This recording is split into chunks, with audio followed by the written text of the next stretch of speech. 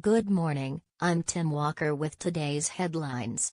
If you'd like to receive this briefing by email, sign up here. Top story: midterms become a tale of two presidents. Donald Trump and Barack Obama took to the campaign trail on Sunday, both making a final bid to convince midterms voters that theirs is the more compelling vision of America.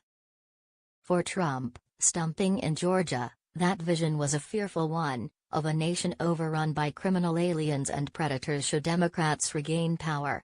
Speaking at a rally in Indiana, Obama urged a turn away from Trump's divisive and dishonest politics, driven by blatantly, repeatedly, baldly, shamelessly lying. Romney's return. Obama's 2012 presidential rival Mitt Romney is on the brink of reaching Washington as the new U.S. Senator from Utah. Will he make life difficult for Trump? Marijuana map. 4 U.S. states will vote on new cannabis legislation on Tuesday. Sam Morris explains how that could affect the weed legalization picture nationally. Rouhani says new U.S. sanctions put Iran in a war situation. Iran has launched air defense drills in response to the reimposition of U.S. sanctions, with the Iranian president, Hassan Rouhani, saying the country now faces a war situation. The new sanctions took effect on Monday, timed to coincide with the anniversary of the start of the Iran hostage crisis in 1979.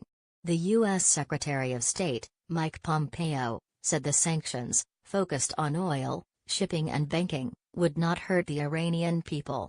No deal. The sanctions, which place an embargo on oil and seek to cut off Iran's banking sector from global markets, are the most punitive measures imposed by Washington since the Trump administration withdrew from the 2015 Iran nuclear deal. Kobach took donations from white nationalist sympathizers. Kris Kobach, the Republican candidate for governor of Kansas and a close ally of Trump, has accepted thousands of dollars in donations and long-standing support from white nationalist sympathizers and groups espousing white supremacist views, according to recent financial disclosures. Kobach, currently the Kansas Secretary of State, is best known for his commitment to harsh voter ID laws that critics say are aimed at suppressing the political power of minority voters. Dodge City. Kobach's gubernatorial race against Democrat Laura Kelly grew more controversial last week as it emerged the sole polling place in Dodge City, Kansas, was to be moved from the city center, drawing criticism from the ACLU and others.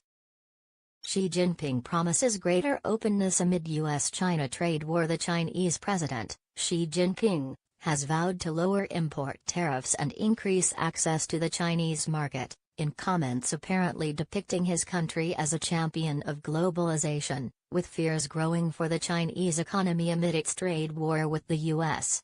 Speaking at a trade fair in Shanghai on Monday, Xi insisted, China will not close its door to the world and will only become more and more open.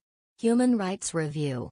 China's human rights record will be examined by the UN on Tuesday, under a process known as the Universal Periodic Review, focusing on Beijing's treatment of ethnic minorities, detention of activists and suppression of religious and civil freedoms. Cribsheet. Trump will hold bilateral meetings with Vladimir Putin and the Turkish President, Recep Tayyip Erdogan, as world leaders gather in Paris this week to mark 100 years since the end of the First World War. Skin cancer deaths among men in developed countries have soared since 1985, with male melanoma mortality increasing at least 50% in 8 nations including Ireland, Spain and the UK. South Korea and the U.S. have resumed joint military exercises ahead of a denuclearization summit between the U.S. Secretary of State Mike Pompeo and North Korean officials. Early exposure to air pollution from vehicles increases the risk of childhood obesity, according to a new study conducted by scientists from the University of Southern California. Go into more detail about air pollution here. Today in Focus. Inside the campaign to stop Brexit on today's podcast, host Anushka Astana hears from the man behind the growing campaign for a second Brexit referendum, while Hadley Freeman reflects on a new wave of American anti-Semitism. Must-reads: Lion poaching, The brutal new threat to Africa's prides. There are fewer lions left in Africa than elephants, so conservationists were deeply troubled when poachers targeted entire prides with poisoned meat. Damian Carrington joins an anti-poaching patrol in Mozambique's Limpopo National Park. Guido Guidi, many times I'm not looking when I press the shutter. Photographer Guido Guidi rarely travels far from his home near Bologna, but his everyday images are an unmatched record of life in an Italy beyond the edges of the picture postcard.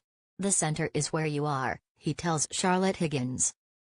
7 ways to address your insomnia. Finding it hard to sleep at night? It could be the midterms, or it could just be the coffee. Joanna Moorhead suggests 7 ways to combat insomnia, from watching your diet to keeping a sleep diary.